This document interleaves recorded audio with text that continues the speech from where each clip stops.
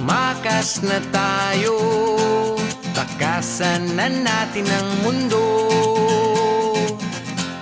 Magtago papalayo sa mas tahimik at payapang mundo.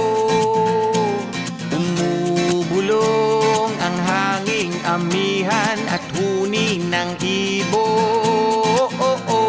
Dumudulog at tinatawag na tayo ng bundok. Hey!